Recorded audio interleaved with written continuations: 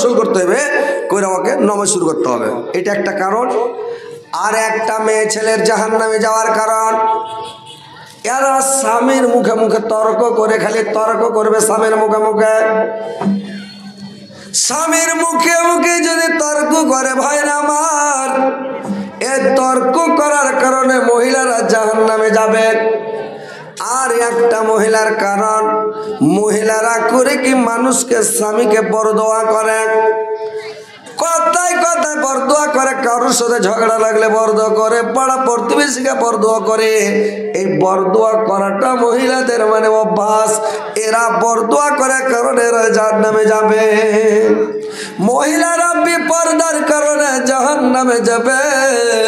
এরা পরের পুরুষকে ইজ্জত আবরু দেখাবে কারণে এরা জাহান্নামে যাবে। তো এদের কয়েকটা কারণ আছে মেয়ে ছেলের, এই কারণগুলোতে তারা জাহান্নামের মধ্যে চলে যায় ভাই।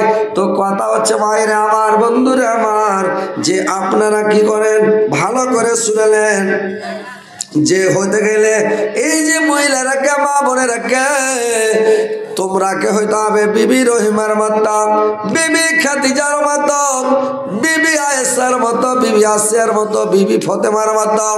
এরকম জ্ঞানী মহিলা হতে হবে, সুন্দর মহিলা হতে হবে, জ্ঞানগুণী মহিলা হতে হবে। স্বামীর সেবা মনোযোগ দিয়ে করতে হবে। মেয়ে ছেলের মাত্র 4টা কাজ। 1 নম্বরে চা মানে 5 ওয়াক্ত সালাত আদায় করতে হবে। 2 নম্বরে মেয়ে ছেলেকে কি করতে হবে, রমজান মাসের রোজা রাখতে হবে। 3 নম্বরে মেয়ে ছেলের কাজ হলো মানে ইজ্জত আবরুর হেফাজত করতে হবে, পরের পুরুষকে দেখাতে হবে না। 4 নম্বরে স্বামীর সেবা করতে হবে, স্বামীকে খুশি করতে হবে, স্বামীকে অসন্তুষ্ট করতে হবে না। এই 4টা কাজ করলে মেয়ে ছেলে জান্নাতে যাবে। আর 2টা কাজ পুরুষ জাতিকে করতে হবে। পুরুষ জাতির মাত্র 2টা কাজ যদি আপনারা করেন, আপনারা জান্নাতে যাবেন রে ভাই। আর এই 2টা কাজ যদি না করেন, তাহলে আপনাদেরও ভবিষ্যৎ খারাপ আছে। কি 2টা কাজ? 1 নম্বর কাজ হলো পুরুষ লোকের মুখের হেফাজত করা। মুখের হেফাজত করতে হবে, কারুর সাথে ফহুস কথা বলতে হবে না, অকুত্ত ভাষায় গালাগালি করতে হবে না, আপনাকে লোকের গুজব করতে হবে না, গিল্লা করতে হবে না, বদনাম করতে হবে না, শিকায়ত করতে হবে না, মানুষকে অপমান করতে হবে না, বেইজ্জত করতে হবে না, কষ্ট দিতে হবে না। তো দেখেন ভাই, আল্লাহর রাসূল বললেন তোমরা মুখের হেফাজত করো 1 নম্বরে।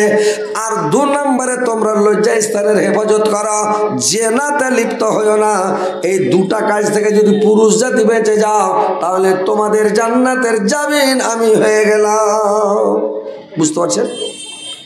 1 নাম্বার কত খাতারনাক মুখখানটা। এই মুখটা এর মতন মিষ্টি ভাই পৃথিবীতে আছে? হ্যাঁ করেন, চালা করবেন ভাই।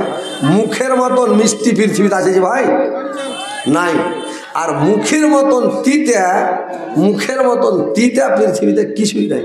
এত তিতা যে মুখে যদি কাউকে গাল দেন, কষ্ট দেন, আঘাত দেন, বেইজ্জত করেন, অপমান করেন, তো এত কষ্ট পায় মানুষ যে জীবনটা ওর বেঁচে আছে, কিন্তু বেঁচে আছে, ওর দেল মরে গেছে।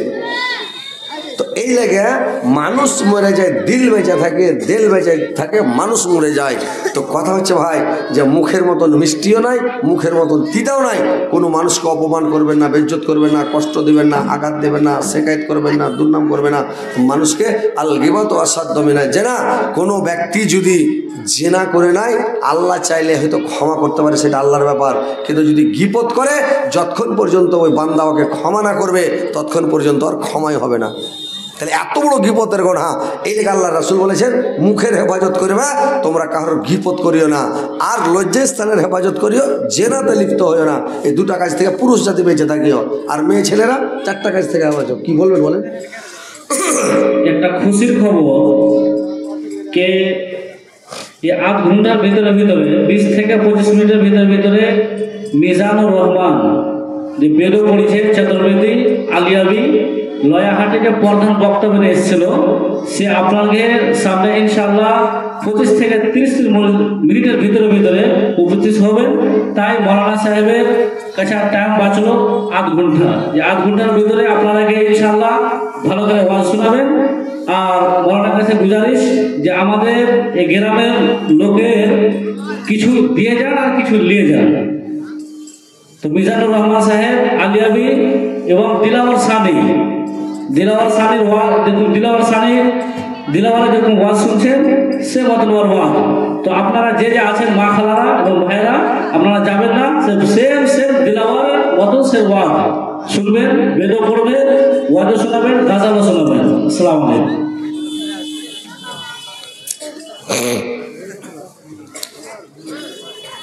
আপনারা